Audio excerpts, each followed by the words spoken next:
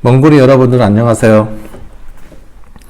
선생님이 지금 3학년 빈 교실에서 녹화를 하고 있습니다. 지금 뭐 계획이 없이 급하게 만들다 보니까 뭐 버벅거리거나 뭐 중간에 횡설수설하거나 하는 부분이 많이 있을 거예요. 그렇지만 이렇게 EBS 강의를 끌어와서 여러분들에게 보여주는 것보다는 형사평가 내용을 다시 한번 정리해 주는 게 여러분에게 훨씬 더 이익이 될 것 같아서 지금 이렇게 녹화를 하고 있습니다. 좀 너그럽게 양해를 바랍니다. 그러면 우선 한국사 먼저 살펴보죠. 그리고 아마 세계사가 안 들은 반도 있을 거예요.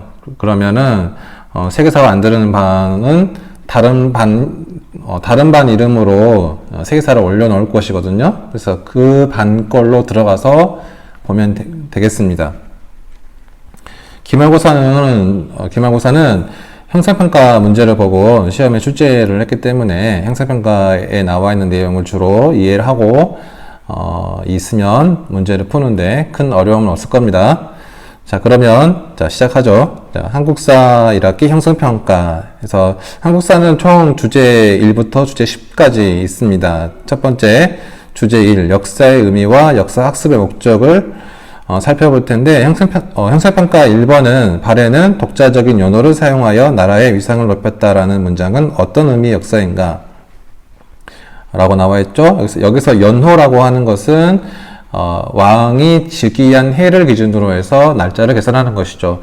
옛날에는 왕이 시간도 지배한다라고 하는 관념, 즉 그 사고방식이 있었기 때문에 왕이 즉위한 해를 기준으로 해서 날짜를 계산하거든요. 지금도 동아시아 3국 가운데 일본은 국왕이 있기 때문에 현재도 일본은 연호를 사용하고 있죠. 그런데 최초로 사용한 나라는 중국이고 우리나라도 따라했다는 것 알고 있으면 좋은데, 근데 여기서 독자적인 연호를 사용했다고 하는 건 상당히 중요한 의미를 가지고 있는 거예요. 왜냐하면은 중국과 구별되는 독자적인 세계관, 즉 우리는 중국과 또 다른 천하다, 또 다른 세계이다라고 하는 것을 보여주는 것이기 때문에 독자적인 연호를 사용했다라고 하는 것은 중요한 의미를 가지고 있는 거죠.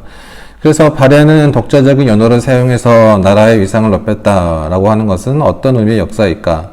답은 기록으로서의 역사인데 기록으로서의 역사는 크게 의미가 사실로서의 역사와 기록으로서의 역사로 나뉜다고 했었죠. 그래서 사실로서의 역사는 객관적인 역사, 그 다음에 기록으로서의 역사는 주관적인 역사를 말하는데, 나라의 위상을 높였다라고 하는 부분은 이 역사가에 주관이 들어가는 부분이기 때문에 기록으로서의 역사가 되겠습니다.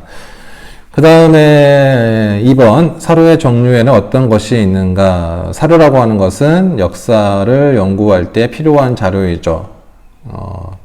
그래서 이 사료의 종류에는 유물은 옛사람이 남긴 물건, 유적은 옛사람들이 남긴 흔적, 문자 기록 등은 옛사람들이 남긴 글씨, 글자, 이런 것들을 바탕으로 역사를 연구한다.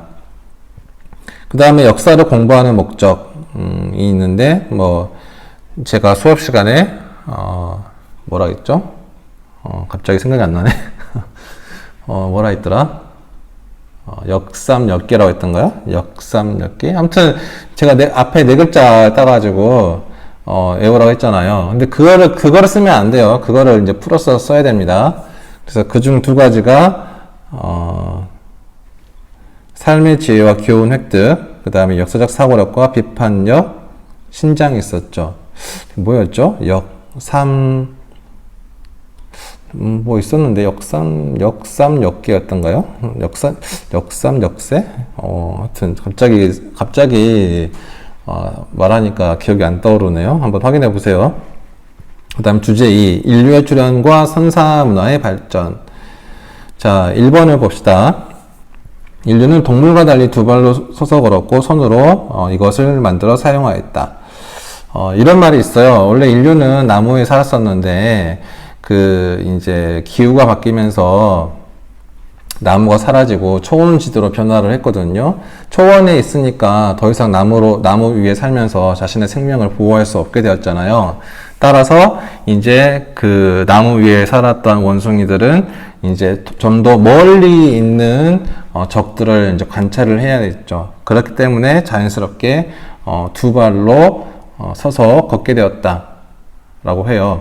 그래서 두 발로 서서 걷게 됨으로써 이제 두 손이 자유로워진 것이죠. 그래서 그 자유로워진 두 손으로 도구를 만들어 사용을 하기 시작했다고 합니다. 그 다음 2번. 약 40만 년 전에 출현한 화석 인류는 무엇일까요? 그래서 호모 네안데르탈렌시스. 그 앞에 있었던 것은 오스트랄로피테쿠스 아파렌시스. 그 다음은 호모 에렉투스. 그 다음이 호모 네안데르탈렌시스. 호모 네안데르탈렌시스는 제가 수업 시간에 우리 현재 인류에게 암과 비만의 유전자를 남겨주었다라고 설명한 적이 있었습니다. 그 다음에 현생 인류는 이제 호모 사피엔스에 속하죠. 호모 사피엔스. 정확히 따지면은 호모 사피엔스라고 하지만 교과서에서는 그냥 간단히 호모 사피엔스라고 나와 있어요. 그리고 3번 봅시다. 3번은 구석기 사람들이 주로 사용했던 도구로 돌을 깨뜨려서 만든 것을 일컫는 말. 때려서 만들었으니까 쉽게 말해서 뗀석기죠. 그 다음에 구석기 시대 사람들은 큰 짐승을 사냥하기 위해 무리를 지었고 식량을 찾아 자주 이동을 하였다. 구석기 시대는 이때는 빙하기였기 때문에 여름이 좀 짧았어요. 여름이 짧다 보니까 농사를 지을 수가 없었죠. 지금 현재 날씨를 보면은 보통 6월달 정도에 모내기를 하잖아요. 어린 그 쌀을 모를 심죠. 그러다가 이제 6, 7, 8월 달에 비가 좀 많이 와서 그리고 또 햇볕도 쨍쨍 쬐서 이제 쌀이 이제 그 모가 크게 자라가지고 이제 9월, 10월 달에 추수를 하잖아요. 그런데 옛날 구석기 시대에는 이게 안 됐어요. 날씨가 여름이 짧았기 때문에 농사를 짓기에는 상당히 좀 힘들었죠. 그래서 이때는 이제 먹이를 찾아서 이제 무리를 지었고 왜냐하면 혼자서는 사냥하기 힘드니까. 그리고 이동 생활을 하였다. 5번. 구석기 시대에는 어떤 도구로 신석기 시대에 음식을 조리하거나 식량을 저장하는 데 쓰였던 것. 바로 톡이죠, 톡이. 네. 그 신석기 시대부터 이제 농경 생활을 시작하니까, 그 생산물의 저장과 조리를 위해서 인류가 만들어낸 발명품이 바로 톡이죠, 톡이. 네, 톡이. 지금도 우리가 밥 먹을 때 그 흙으로 빚은 그 그릇 또는 컵 등을 사용하니까 톡이는 여전히 사용하고 있죠. 그 다음에 6번. 이게 중요해요, 이게 엄청 중요하죠. 네, 신석기 시대에 시작한 농경과 목축 생활은 신석기 혁명이라고 불리는 인류 생활에 큰 변화를 가져왔다. 그래서 이 신석기 시대부터 사람들이 농경과 목축을 통해서 정착 생활을 하게 되고 인구가 점차 늘어나게 됨에 따라 도시가 탄생하게 되었고 도시가 탄생함에 따라 이제 문명이 형성이 되었죠. 그래서 이 문명은 계속 발달을 해서 지금 현재까지 이르게 된 겁니다. 그래서 이 신석기 혁명이 없었다고 한다면 우리는 지금도 이 시간에 먹이를 찾아서 끊임없이 이동을 했어야 했을 거예요. 물론 이제 그러면 공부 안 하고 좀 좋겠네 라고 할지 모르겠죠. 그런데 그 당시에 평균 수명이 20살이었으니까 보통 40을 넘기기 힘들었거든요. 게다가 유아 사망률이 되게 높았기 때문에 태어나서 살아있는 그 사람이 별로 없었어요. 그러니까 우리가 지금 이렇게 문명의 혜택으로 이렇게 살고 있는 거지. 이렇게 말하는 저도 어렸을 때 큰 병을 앓아서 죽었을지도 모르죠. 근데 지금은 예방접종이라고 하는 것이 있어서 그렇게 이제 병 때문에 유아가 조기에 사망하는 것을 많이 줄일 수 있었죠. 아무튼 문명의 발달은 우리 삶에 큰 혜택을 주고 있습니다. 구석기 시대로 돌아갈 수는 없어요. 네.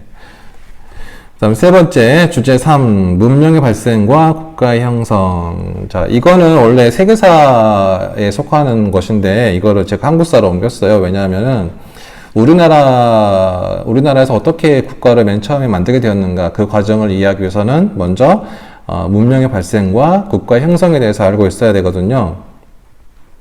자, 그래서 이제 보면은 1번을 보면 고대 문명은 주로 온난하고, 자, 무엇에 유리한? 자, 농경에 유리한 큰 강 유역에서 발생하였다. 그래서 우리나라 같은 경우에는 가까운 곳에 중국의 황하 문명이 있어서 황하 문명의 영향을 많이 받았죠. 네, 그 중국 사람들과 교류를 해서요. 그 다음 2번, 청동기 시대에 주변 세력을 정복하는 과정을 겪으면서 사람들 간의 빈부의 차가 커져서 계급이 발생하였다. 네.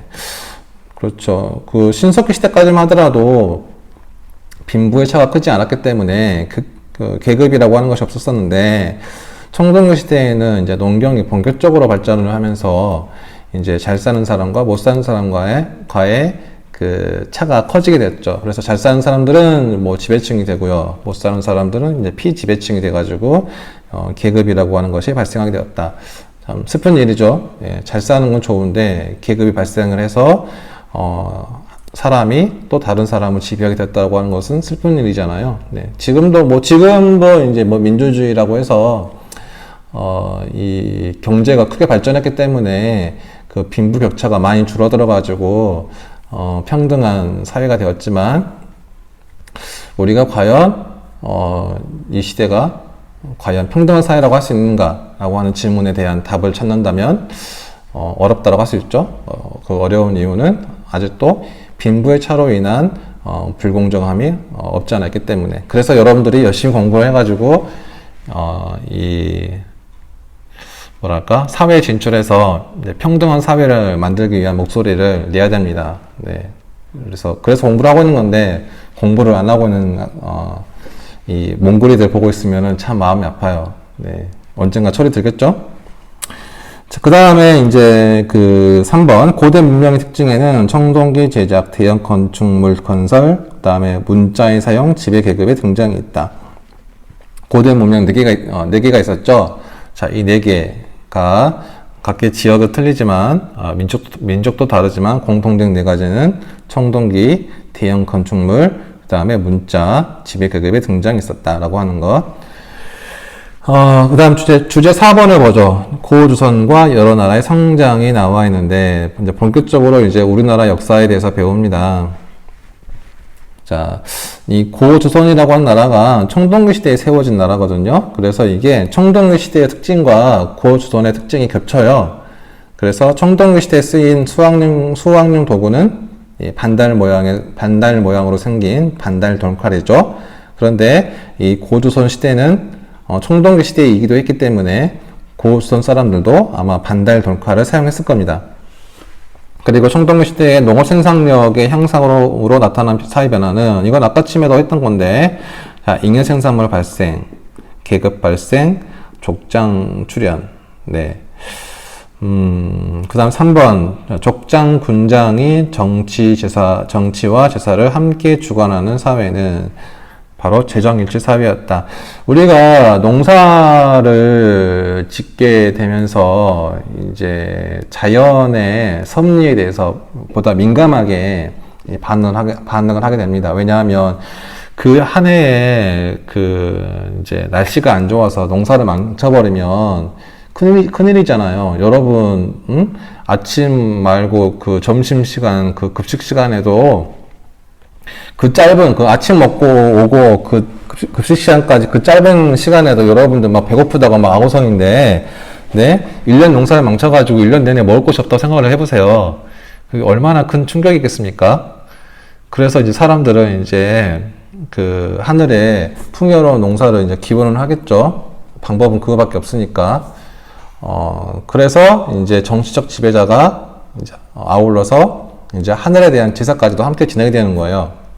그렇게 하면서 이제 자신들의 권위 또한 더욱 높이게 되었겠죠. 그래서 이렇게 종교와 정치가 일치되는 사회를 재정일치 사회라고 한다. 그래서 이 청동기 시대는 재정일치 사회였기 때문에 이러한 청동기 시대의 특징이 반영된 것이 바로 단군왕검이라고 하는 거예요. 그래서 이 4번에 단군왕검이라는 단어를 통해 알 수 있는 고조선 사회는 바로 재정일치 사유였다. 왜냐하면 단군은 제사장을 말하고 그 다음에 왕검은 이 정치적 지휘자를 의미하는 것이기 때문에 과거에 고조선의 군장, 즉 왕은 제사와 정치를 함께 지배하는 함께 지배하였다라고 하는 것을 알 수 있다. 그래서 재정일치 사회의 모습을 보여준다. 그리고 이 고조선의 건국이념은 이제 홍익인간, 인간은 널리 이롭게 한다라고 하는 것은 홍익인간, 즉 인간은 널리 이롭게 한다는 것으로서 이 고조선의 통치의 정당화를 시켜줬죠. 즉 뭐 고조선이 이제 막 정복을 해가지고 영토를 넓히면서 지배를 받는 민족에게 뭐 홍익인간이라고 강조했을 거잖아요. 우리는 인간은 널리 이롭게 하기 위해서 너희를 통치하는 것이다 라고 하면서 이렇게 건국 이념을 강조를 했겠죠. 자, 그 다음에 이제 주제 5번이 아니고 6번이 있네요. 6번. 자, 청동 검검으로 출토 지역이 고조선 관련 문화 범위와 거의 일치하는 것은 비파형 동검이다. 비파형 동검은 중국의 악기인 비파 모양의 악기인데 전통식 중국의 동검과는 전혀 다른 모습이에요. 이것은 우리 민족만 쓰던 그 동검이었거든요. 따라서 이 비파형 동검이 출토된 지역은 고조선 시대에 우리 민족이 살았던 곳이구나 라고 하는 것을 알 수가 있죠. 그 다음 7번 고구려의 혼인풍습, 이 소옥제라고 하는 것이 있는데 지금도 남자가 결혼할 때 장가를 간다고 하잖아요. 장가라고 하는 게 장인의 집을 말하는데 이것이 고구려의 풍습에서부터 비롯되었죠. 옛날 고구려에서는 결혼을 하면 남자가 장인 어르신의 집 뒤에 조그마한 집, 이제 그거를 소옥이라고 하거든요. 사위서자, 사위서, 그다음에 집옥자. 그래서 소옥이라고 하는 거예요. 그래서 장인의 집 뒤에 소옥이라고 하는 이제 사위의 집을 지어가지고 거기서 자식이 다 자랄 때까지 이제 장인과 함께 살다가 장인이 다 자라면은 이제 본래 집으로 돌아갔죠. 그래서 이거를 이제 서옥제라고 하고 현재까지도 우리가 남자가 장가를 간다라고 할 때 그 장가가 바로 이 서옥제에서 비롯되었다. 그 다음에 사만은 마한, 진안, 변한 한반도 남부에 있었던 세 나라를 말하는 것인데 그 중에 청군이라고 하는 것이 이제 청군이라고 하는 것이 지사를 담당했잖아요. 그래서 이 청군이 머무르는 곳을 소도라고 해요. 소도. 그래서 이 소도에서는 범죄자가 이 소도로 도망칠 경우에는 함부로 그 범죄자를 잡으러 들어올 수 없었기 때문에 당시 사마는 제사와 정치가 분리되었구나라고 하는 것을 보여준다라고 했던 거죠. 그 다음에 주제 5번을 봅시다. 주제 5번을 보면은 이제 삼국의 성립이 나와 있는데, 자, 1번 고구려의 첫 도읍지는 어디일까요? 그래서 졸본 또는 이제 환인이라고 하거든요. 여러분들 나중에 이제 중국 여행을 가게 되면은 아마 궁금한 사람들 한 번씩 가볼 텐데, 가면은 정말 그냥 막 주위에 다 산밖에 없어요. 근데 산밖에 없는데 그 산밖에 없는 곳에서 유난히 좀 되게 막 저기 참 올라가기 힘들겠구나. 저기 있으면 참 저기를 지키기 힘들겠구나. 라고 하는 곳이 있거든요. 거기가 바로 이제 그 오녀산성이라고 하는 곳이에요. 거기다가 이제 고구려가 수도를 만들어 놓은 거예요. 왜냐하면 초창기 고구려는 인구도 얼마 안 되고 힘이 별로 없으니까는 철저하게 방어 위주로 나갔던 곳이었었죠. 그래서 그 졸본, 즉 오녀산성에다가 덕을 만들었다. 그 다음 2번, 자, 율령을 반포하고 불교를 받아들인 고구려의 왕은 소수림왕. 소수림왕의 아버지가 이제 고국원왕이잖아요. 고국원왕은 백제 근초고왕이 그 고구려의 평양성으로 쳐들어오니까 이를 막으라고 갔다가 오히려 그 전사를 했거든요. 왕이 전사를 했어요. 그러니까 이제 고구려가 이제 큰 위기에 빠지게 됐잖아요. 왕이 죽었다라고 하는 것은 당시 고구려 사람들에게 큰 충격이었으니까. 그래서 이 소수리 왕은 국가의 체제를 정비를 해서 나라의 국력을 이제 나라의 힘, 즉 국력을 이제 효율적으로 이제 하나로 이제 국왕 중심으로 모으고자 했었죠. 그래서 실시했던 것들이 자, 율령을 반포하고 불교를 수용했다. 그 다음에 하나 더 추가하자면은 태학을 설립을 해서 국가 인재를 양성하고자 했다. 그래서 태학에서 양성된 인재들은 국가의 주요 관리로 이제 채용이 돼가지고 이 고구려를 운영하는 브레인이 되었겠죠. 그 다음에 이제 세 번째, 고구려 귀족들이 나라의 중요한 일을 논의하고 결정한 회의는 이제 제가 회의라고 나와 있는데, 여기서 이제 제가 모두 제자이고 가가 이제 그 더할 가자인데, 옛날에는 이제 부족 장들을 가라고 불렀거든요. 가. 그래서 제가라고 한 것은 모든 부족장이 모여서 회의를 하는 거죠.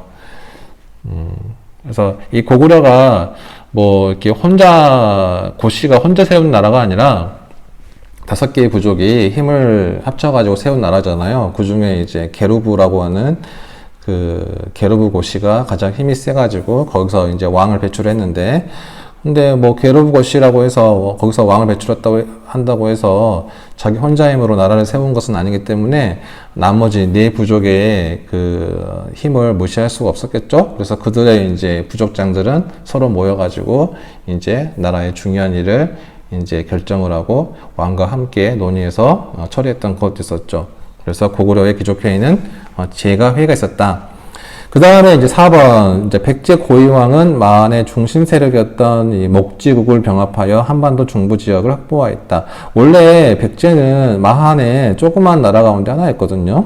그래서 사실 목지국에 속하는 나라였었어요. 근데 고위왕이 고구려의 소수림 왕처럼 백제의 체제를 정비를 해서 나라의 힘을 효율적으로 사용함으로써 이 국력이 목지국을 압도하게 되었어요. 그래서 이제 목지국보다 나라 힘이 세지니까, 백제의 나라 힘이 세지니까는 오히려 백제가 목지국을 먹어버렸죠. 그래서 한반도 중부 지역을 확보합니다. 그리고 이때 강해진 백제의 힘은 이제 근초고왕 때 활용이 되어서 근초고왕이 이제 활발히 정복 활동을 한 거죠. 그래서 4세기 중엽 왕이 부자 상속을 확립하고 황해도 일부 지역을 차지한 백제의 왕은 바로 근초고왕이라는 것. 자, 왕이 부자 상속 상당히 중요합니다. 옛날에는 이제 그 왕이 아니라 뭐 이제 형제가 상속을 하기도 했었거든요. 그러니까 뭐 동생끼리 막 싸우겠죠. 근데 이제 왕의 큰 아들이 그 이제 왕의 자리를 이해받는다고 한다면은 왕위 교체로 인한 사회 혼란을 막을 수가 있잖아요. 그러면 국가가 안정이 되겠죠. 그러면은 이게 나라의 힘을 키우는 데 도움이 되거든요. 그래서 4세기 중엽 근초고왕이 왕위 부자 상속을 확립하였다. 다음 6번. 자, 왕의 칭호로 마립간을 사용한 신라의 왕. 내무랑이 즉위하기 이전까지만 하더라도 이제 박석 김씨가 서로 이제 교대로 왕위를 차지했는데, 근데 내무랑 때부터는 이제는 김씨가 왕위를 독차지하게 되었어요. 그래서 이 내무랑은 이제 이전의 왕들과 구별되는 그런 이제 칭호로서 왕의 권위를 높이기 위해서 대군장이라고 하는 뜻을 가지고 있는 마립간을 이제 그 왕의 칭호로 사용했죠. 이거는 중국의 그 왕과 비슷하거든요. 진시황. 원래 진시황이 아니라 그냥 진왕인데, 그 진왕이 중국을 통일했잖아요. 그래서 그 진왕은 나는 이전의 왕과는 구별된 이제 강력한 권위를 상징하는 그 칭호를 갖고 싶다라고 해가지고 이제 황제라고 하는 칭호를 만들었는데, 자기가 맨 처음에 사용했기 때문에 진시 황제라고 하는 거죠. 이 시자가 시작할 때 시자거든요. 그래서 내무랑도 이전의 왕과 구별되는 칭호를 얻기 위해서 이 마립간이라고 하는 칭호를 사용을 한 거죠. 그다음 7번. 국가의 중요한 일을 만장일치로 결정했던 신라의 귀족회의 기구는, 자, 신라도 특정 그 부족이 세운 게 아니라 6개의 부족이 힘을 합쳐가지고, 그러니까 6개, 원래 신라 경주에 6개의 부족이 있었거든요. 그런데 그 선진 그 문물을 가지고 다른 이제 그 지역에서 온 세력과 힘을 합쳐가지고 나라를 세운 거예요. 박씨, 석씨, 김씨하고. 네. 그래서 이제 이들은 나라일을 정할 때 왕이 혼자서 결정하는 게 아니라 귀족들이 모여가지고 나라일을 결정했거든요. 이것은 이제 고구려의 제가회의, 그다음 백제의 정사회의와 같은 거죠. 그래서 이제 신라에서는 이거를 이제 화백회의라고 한다. 그래서 이거는 화백회의가 다른 나라와 이제 구별되는 점은 만장일치였다는 것. 한 사람도 반대하면은 이게 통과가 안 되니까는 당시 신라 귀족 간의 결속력을 엄청나게 강조하게 되는 그런 결과를 가져왔겠죠. 8번 신라의 독특한 신분 제도로 신라 정치 활동 및 일상생활에 영향을 미친 제도는 그래서 골품제가 있었죠. 그래서 신라가 점차 영토로 확장해 나가니까 그 새로운 지배층들이 편입이 될 거 아니에요. 그러면 기존에 있던 지배층과 새로 들어온 지배층 간에 위계 서열을 정해놔야겠죠. 그래서 그 위계 서열을 정하기 위해서 만든 게 골품제라고 하는 거예요. 그래서 골은 이제 왕족이 되고 품은 이제 귀족이 되는데 근데 이게 이제 지배층 간에 이제 위계 질서를 정해가지고 신라 사회를 안정시키는데 큰 도움은 되었지만 나중에 신라 말에는 이제 그 혈연 위주의 사회보다는 실력 위주의 사회로 바뀌어가지고 오히려 골품제가 신라 사회의 발전을 저해를 하게 되거든요. 그래서 이게 나중에는 신라를 멸망케 하는 원인 중에 하나가 되었다. 네, 하는 것도 알고 있으면 좋을 것 같습니다. 다음 주제 6번으로 갑시다. 주제 6번. 자, 삼국의 발전과 가야가 나와 있는데, 자, 1번. 근관 가야의 세력이 약화되는데 영향을 준 고구려 왕은, 자, 답은 광개토대왕이죠. 신라하고 일본하고 사이가 엄청 안 좋아요. 예. 그래서 이제, 그 당시는 이제 일본이라 하지 않고 외라고 불렀었는데, 외라고 불렀었는데, 이제 왜군이 신라로 쳐들어왔죠. 당시 왕은 내무왕이었거든요. 내무왕이, 근데, 그, 외나라 군사들을, 이게, 쳐낼 수가 없는 거예요. 그래서 당시 고구려 왕이 광개토 대왕이었거든요. 그래서 거의 광개토 대왕에게 SOS를 때렸죠. 좀 도와주세요. 했거든요. 당시 백제는 광개토 대왕에게 막 밀리고 있었기 때문에 백제한테 도움을 요청하기는 어려웠을 거예요. 그래서, 이제 광개토 대왕이 오케이 알았어 해가지고 이제 군사를 보내줬거든요. 그래서 이 광개토 대왕의 군사에 이제 왜군들이 쫓겨가지고 그 금강가야 쪽으로 도망친 거예요. 그래서 이 광개토 대왕이 그 금강가야로 도망친 왜군들을 쫓아가다 보니까는 당연히 이 금강가야로 쳐들어가게 되었고, 금강가야가 이제 전쟁터가 되어버렸잖아요. 네? 그래서 이때 그 금강가야가 세력이 약화되어 버린 거예요.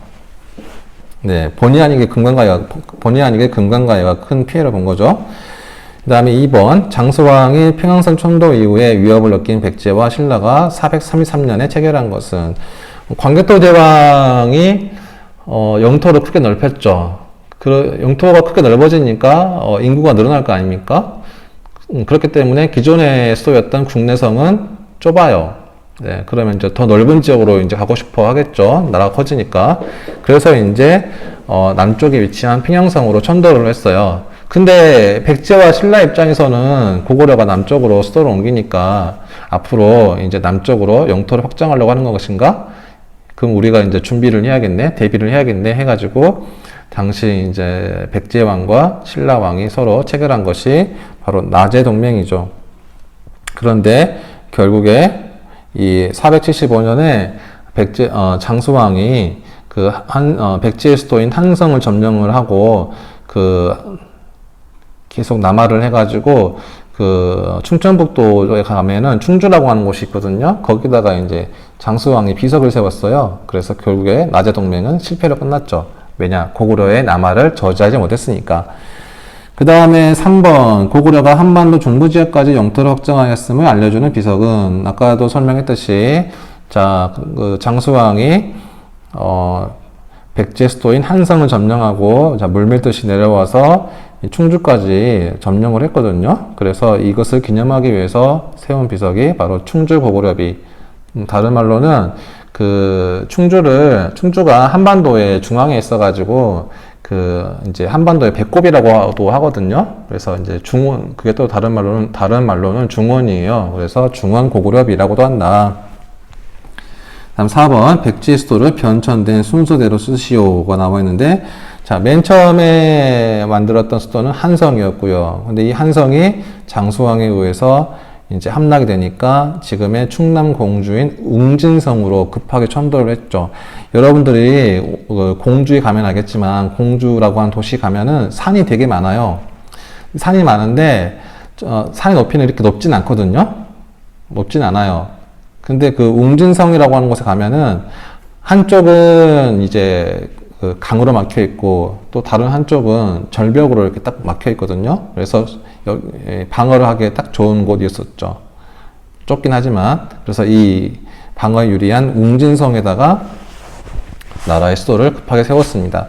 그런데 이제 이 무령왕과 이 성왕의 백제 중흥 노력에 의해서 이제 백제 국력이 회복이 되거든요. 백제 국력이 회복이 되니까 수도가 상대적으로 네, 여러분들 밥 먹으러 우르르 뛰어갈 시간이네요. 네, 지금 11시 21분이거든요. 자, 그래가지고 이제 백제 국력이 커지니까 수도가 좁아졌어요. 그리고 이제 적이 쳐들어오더라도 우리는 충분히 막을 수 있다라고 하는 자신감이 생겼겠죠. 그래서 충남 부여로 다시 수도를 옮깁니다. 충남 부여는 여러분이 가보면 알겠지만 거기는 공주보다는 산이 좀 별로 없어요. 주변이 평지로 발달되어 있거든요. 그래서 넓은 인구를 수용하기에 적당하면서 상당히 좋았겠죠. 그래서 이제 한성, 웅진성, 사비성. 5번 사비로 도읍을 옮기고 국가체제를 재정비한 백제의 왕은 아까도 설명했지만 성왕입니다. 성왕에 대한 슬픈 이야기 다 알고 있죠. 네, 이거는 그 성왕이 이제 빼앗긴 백제의 영토를 되찾기 위해서 신라 진흥왕과 동맹을 맺고 합동 공격을 해서 한강유역을 다시 차지했잖아요. 근데 당시 그때 한 약속이 있어요. 한강 상류는 신라가 먹고 한강 하류는 백제가 먹는다.